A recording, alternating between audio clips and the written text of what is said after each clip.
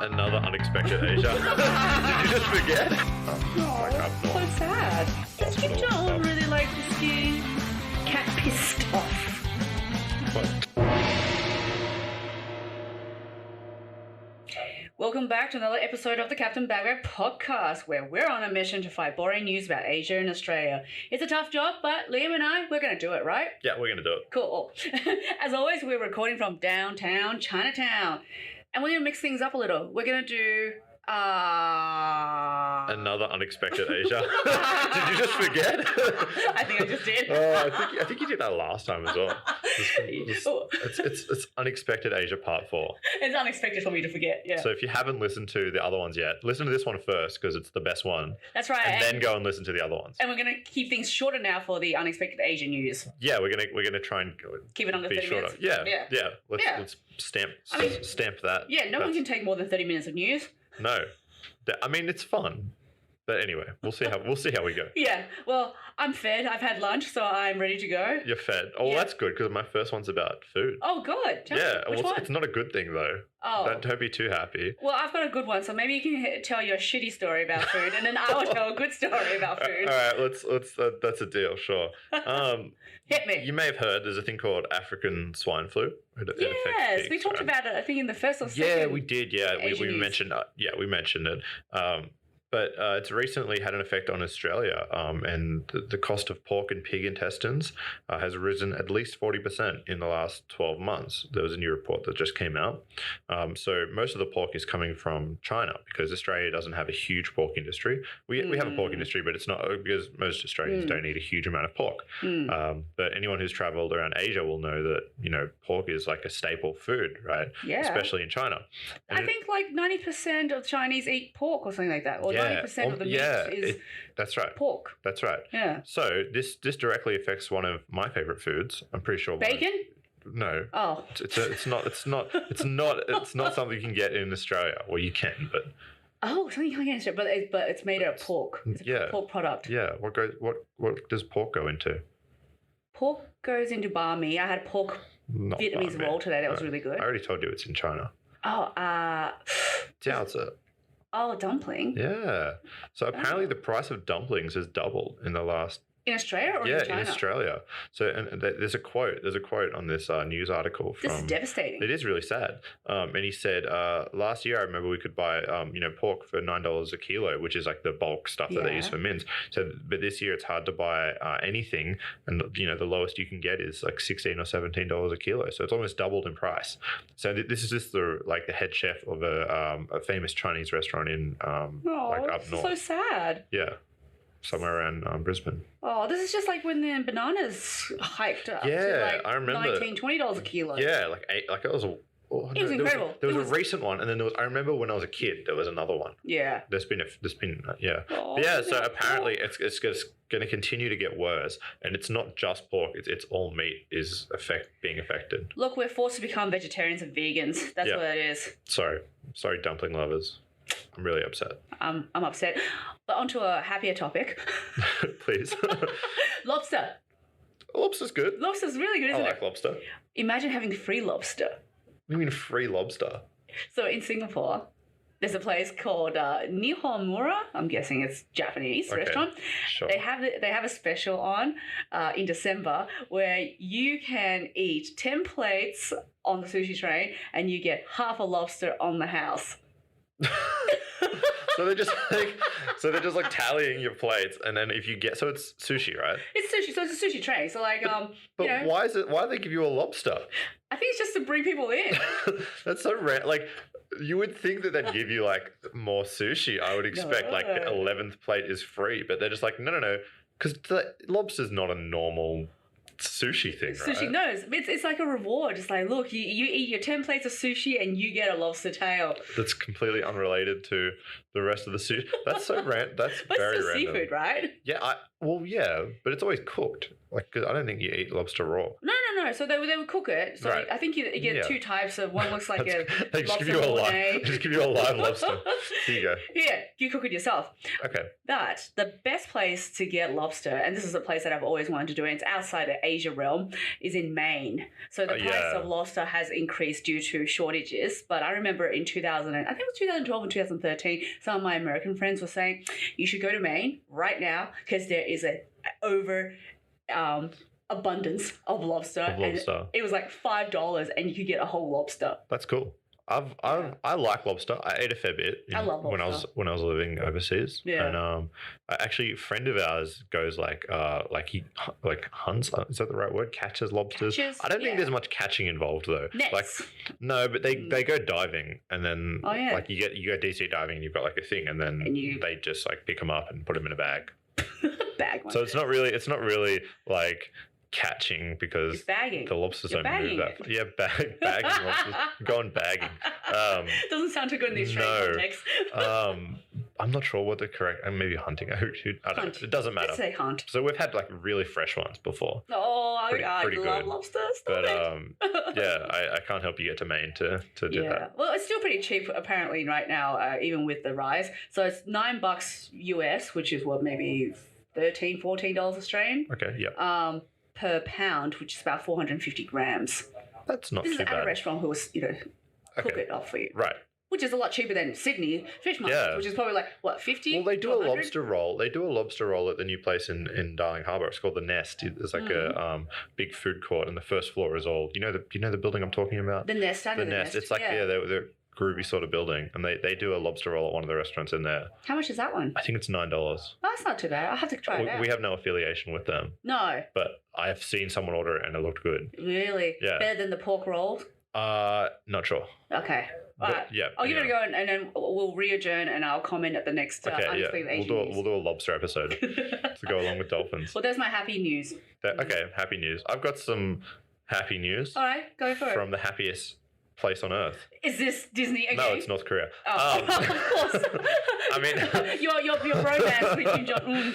And look, how is the bromance going? By the way, it's going great. So Kim Jong-Un just unveiled a new city in Pyongyang, in Korea. In North Korea. It's called Samjiryong. Samjiryong, and it has been referred to as the idealist socialist village. Idealist. Yeah. So that was his New Year's address. Yes. The media called it the epitome of modern civilization. There's some great quotes. Another quote they used was a socialist utopia. It apparently has a ski resort attached to it, which actually does sound pretty cool. It's like a theme park. It's like I can't really work it out because they call it a village and also a city, and also they refer to it as basically a theme park. Like it's self-contained.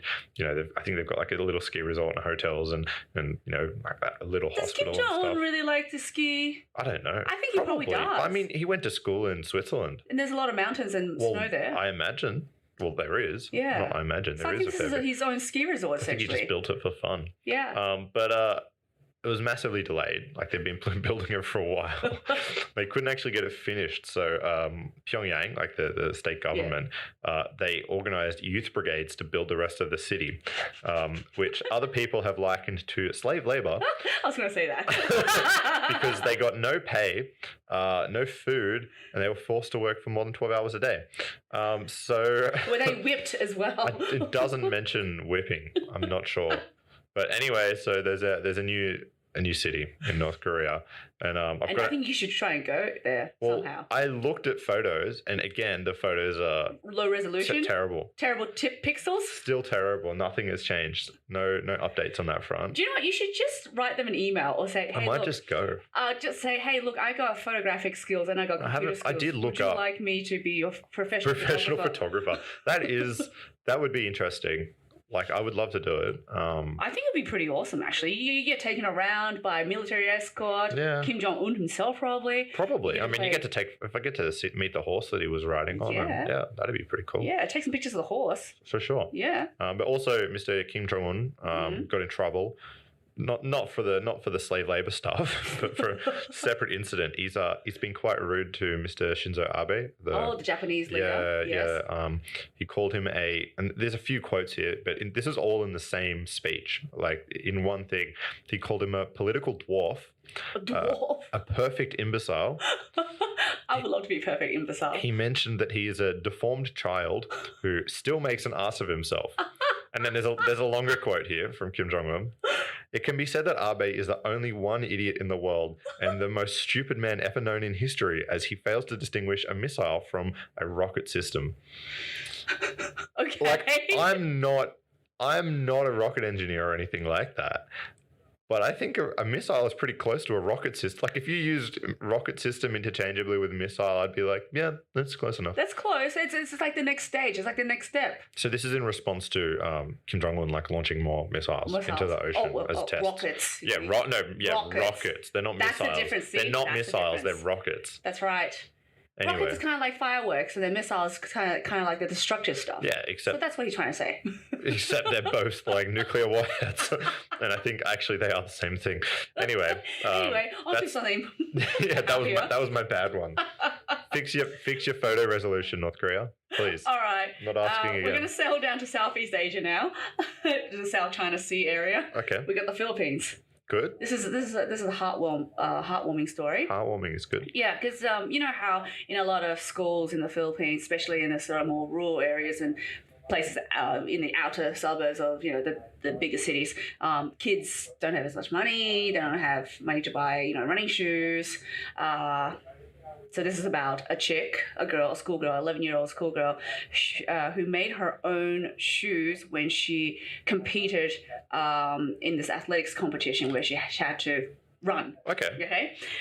It doesn't say like how long she had, how many was it, 100 meters. It doesn't say all that. That's irrelevant. Okay. Yeah. But the really awesome result is that she won 3 gold medals out of the races, which is apparently quite sounds good. Yeah, quite impossible usually. And do you know what she was wearing? Well, you said she made the shoes, right? Yes. So what did you make them out of? She made them out of tape. You know the tape that you use to... Oh, like strapping tape? Is that what it's called? Like the sticky strapping tape. Yeah. So in the picture, she has her entire foot strapped up, and then she could, and her toes as well. And then on the top of her foot, she drew a Nike swoosh. Of course she did. That's so cool. So you said just do it, just bear it. So that's exactly what she did. And she ended up winning. She won 3 of her categories. And so the sad story to this part is that I guess the whole group from her school, a team of 12, only had 2 pairs of running shoes to share amongst them. Wow. So the majority of them had to make their own shoes, and that's what she did, and that's how she got over the line and won 3 gold medals. What an entrepreneur. I know. I think Nike should just sponsor her. Probably. Definitely. I mean, I think at that point, so she's drawn the Nike stuff herself, right? Yeah, with a pen. Yeah, for sure they should. Yeah, so Nike should come up with their own tape and say, these are instructions about how you can also, bound it around your foot and your toes, and we call it just bear it tape.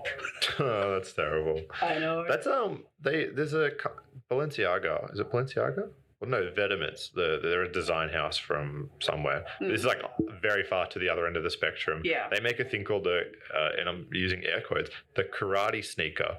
And it's literally just a piece of plastic, like the shape of your foot, and then a sock, and they're joined together.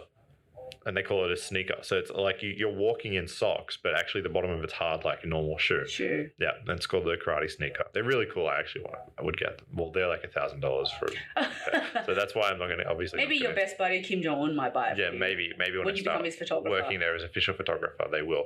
But pretty cool anyway. But that's awesome that she managed to do it herself. Yeah. Well, I hope Nike will sponsor the school and just give them some real Nike shoes. But then she might run slower because it's probably weighing her down. Oh, okay, cool.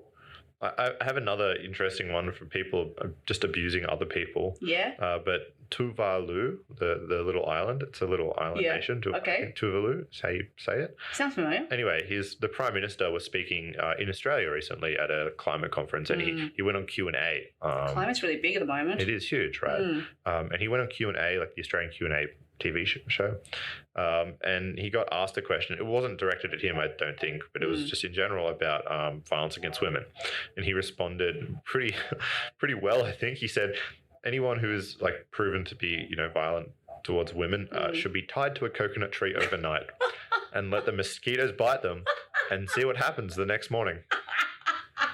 Okay.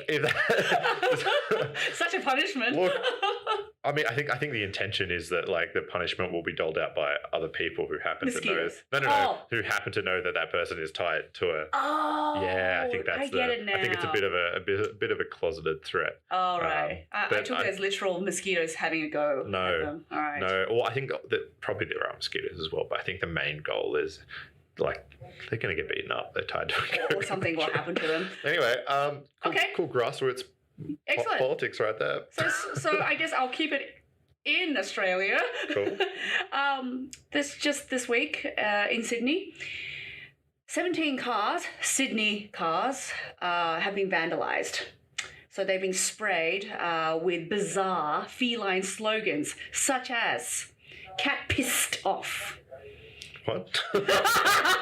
Sylvester, Miss Kitty, Lion Safari, Mrs. Pussy, Cheetah. What? Who's doing that? Well, I'm going to let the cat out of the bag now.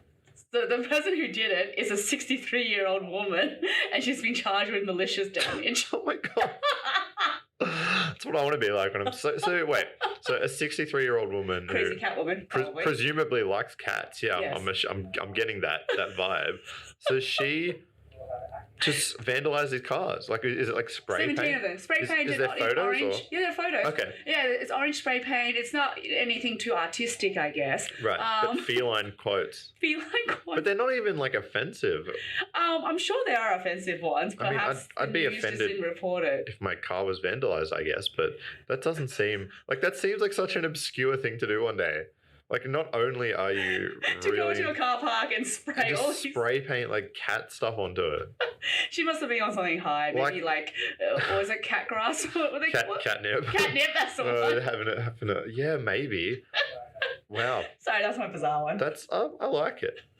I like it. Something I want to be like that when I'm 63 years old and just do spray painting cars. What do you even punish them with? Like, is that like what? Because normally, I assume I've never done it. I don't know, but it'd be like I imagine it's community service and a fine or something like that, right? Yeah. But can you imagine a 63-year-old being forced to like clean? Oh, that's terrible. Maybe they might put her to like a cat. I hope she's okay. A cat shelter. Look, that would probably be a good idea. Yeah. I guess she would get something out of that. That's right. Least, I suppose. Since she has a thing for cats. Well, does she hate cats? Maybe. Maybe she does. Yeah. That's weird. I didn't hear about that, but that's. That was 2 days ago. That's good. I like it. Thank you. This is why we call it unexpected.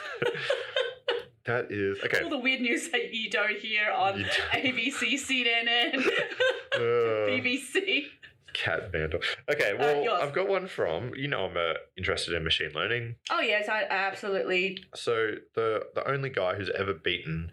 So Google wrote this program called AlphaGo. You know the game Go, yes. Which is it's a Chinese game, but it's really popular in Korea and Japan. Like, it's spread all across Asia. Yeah. And I think if you haven't seen it before, it's the one with all the white and black tiles. Yes. Yeah. So most Western people, I don't think are super familiar with it. Maybe you've probably heard of it. I've seen it, I've heard it, but I have never played it. Okay, I've played it before. I've played it a few times. Well, you are more Asian than I am, so yeah, I played it in a bank one time when I was waiting. Yeah. They just had like one there, and there was like a lady, and she was like, "Do you want to play?" And I was like, "Sure." I don't know what I'm doing. She's like, "Oh, it's fine." And then I lost I lost really fast.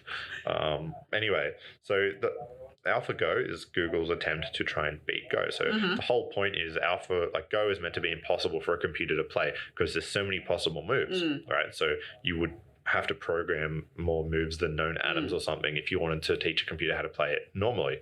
But Google made this artificial intelligence that can play the game really well. Anyway, there's only one person who's ever beaten it, and he's a Korean man. And he's just retired from playing Go altogether. At the age of 12, right? Well, he did start. So he started when he was 5, and then he went pro at 7. Yeah, so like not even that's shorter than a university degree. Not even it's just amazing. But he just this week or last week he gave up because so AlphaGo the way they usually play it in competitively it's 5 games and it's the best of like whoever has the most, and he only won 1 game out of that 5 and he's the top player, like no one else has ever beaten him sort of like. Anyway, there's a new AI out that is based on Google's AlphaGo, which is even better than that. Apparently, it beat AlphaGo 100 times in a row. Wow. And so he saw that AI. He met with the researchers because they were trying to organize like another chat, like it's a challenge. A challenge, right? They wanted because he's the top player, and he just said instead of that, he just went on public TV and said, "That's it. I forfeit. I quit." Yeah. And that's it. He's like, I'm never touching the game again. He's like, I'm done. And he actually announced it. I don't know if you remember, but I think episode 2, we talked about in Korea, they just have a dedicated Go channel, like on the TV. Yes. Do you remember that? Yes. Yeah. That's where he announced it. So he went on TV and he was just like, yep, that's it. I'm not even going to try and win this because I know it's just going to be a massive... I'm done. How cool is that? Good on you, retiring. What are we going to do now? Go on computers. I don't know. I don't know how if he's like rich. I know games are very serious in Korea, but I'm not sure about. Anyway, may have to take up a new game. Cool. Well, I'm going to take us to somewhere a little bit scary. So on the weekend, I met up with some girls, and one of them was telling me when she was pregnant, all she wanted to do was watch horror movies. Okay. And so I've been having horror movies on my mind, but not actually watching it. And this goes to the country of Mr. James Wang, the famous director, who did Saw. Yep. So I've been inspired by him as well over the weekend. So this is in Malaysia. So Malaysia has several of these hotels that's haunted.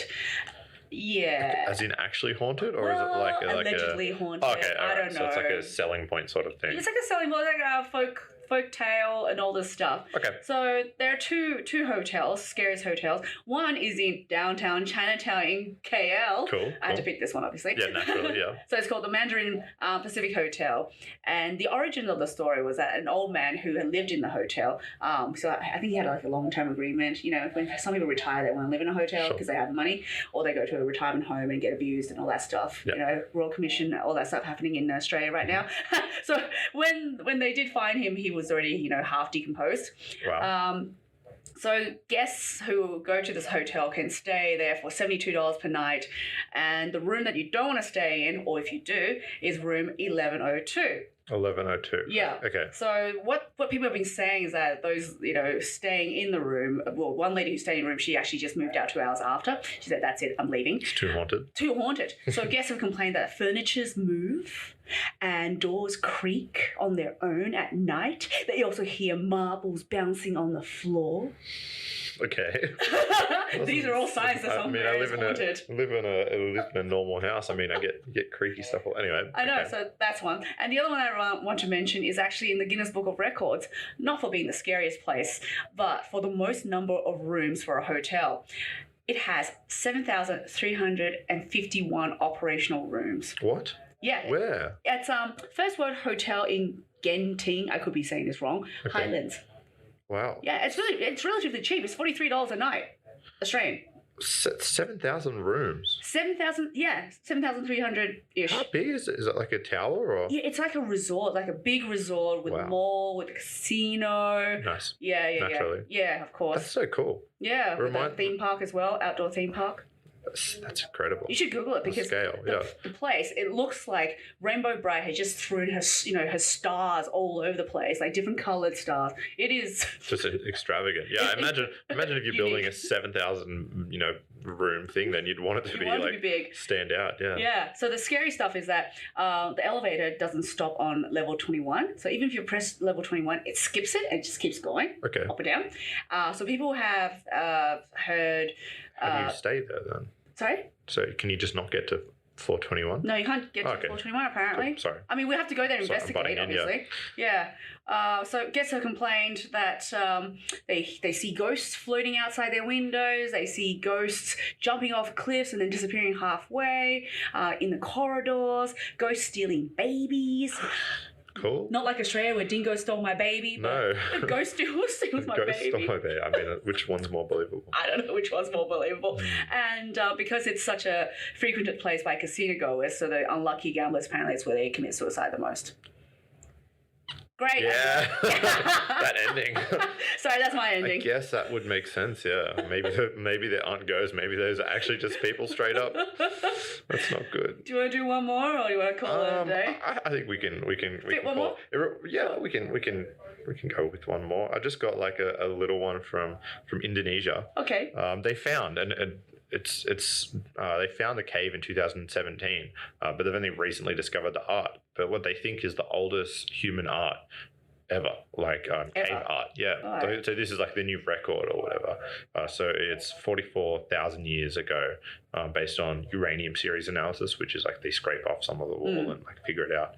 And yeah, it shows like humans with animal characteristics. So it's I think they think it's like a mythology sort of thing, but chasing animals which look like pigs with spears and ropes. So yeah, I thought that was pretty cool. That's pretty cool. So Indonesia. So yeah. Currently the world record for oldest cave art. Amazing. Yeah. That's all. Cool. Excellent. Yeah. Well, thanks for the quick episode. We managed to actually stay on track. That was good. I think I like these shorter ones. Yeah, that was good. Yeah. Well, listeners, tell us what you think. Yeah, please do. Yeah, and please leave a review on iTunes / Apple Podcasts, whatever they're called these days. Yeah. Because each month we're going to pick the best one or the funniest one. Yep, and you get to come on the show and have a good banter with us. If you want to. Yeah. And Madam Chair will make you a cocktail of your, choice. And Liam, you might sing a song, perhaps? I'll do an acoustic Disney song cover. Maybe. There you go. Maybe. All right, so get tapping, people. Yep. Cool. All right, Bagrat out. Hey, thanks for listening to this week's podcast. For the latest updates and posts, follow us on Facebook, Instagram, and Twitter. If you love it as much as Captain Bagrat and I do, please support us on Patreon, where we hope that our dream of having our own TV show will become a reality one day. So then we can continue to fight boring news on everything, anything, and nothing with an Asian twist. Thanks for your support. Bagrat out. Solid.